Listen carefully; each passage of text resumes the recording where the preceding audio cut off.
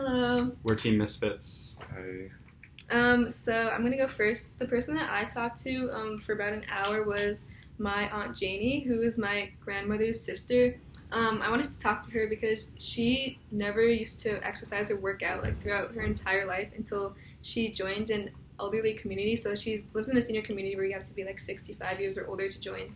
And now she goes to workout classes specifically, even though there is also a gym. She chooses to attend like the workout classes like twice a week. So I thought she would have an interesting perspective on why she chooses to go to classes now, even though she hasn't before, and even though there's also a gym.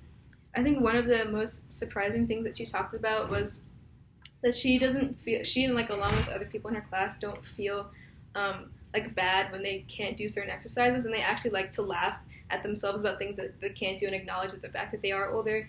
One of the quotes she gave me was that sometimes the instructor will call out some exercise they have to do, and she'll just be like, "Oh, really? You know how old I am? Like, I can't do that."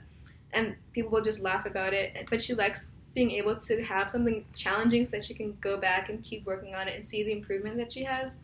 And one of the big things for her was saying that she wants to be able to have like prolonged ability to like, I don't know, bend down, grab something from the ground, or like reach up. So she wants to have like see the improvement progress into like things that she can do in her daily life. Another one of the quotes that she said was, "As long as you can't do everything," she's talking about the class, "as long as you can't do everything she's asking you to do, you're challenging your body." So they like to have difficult exercises even if they can't do everything because, again, they want to see the improvement. And she really likes having the active senior community, and that's one of the main reasons she chose to go live there. Another quote she gave me was, "You can't live alone. I mean without other people. I mean it's good to have people you trust and people that support you around you," which also emphasizes the social aspect of the community and the class, which is why she chooses to go there more often than just work out in the gym by herself. So for the next part, I had like shorter conversations with people in AURC, the gym just right by Robley. And what I found is that the AURC has classes like Pilates and whatnot, and who frequents that most are mainly women. From like 2 classes that I went to, I didn't see any elderly men there. Where I saw them were like on the machines in the gym. And what I kind of did was like an observation, like a spatial map, where I have it just laid out like this, where the line parts are where they mostly frequent. As far as like the machines, another popular one was the TRX straps, as they said, it was like less stress on their joints and more of a moderate exercise.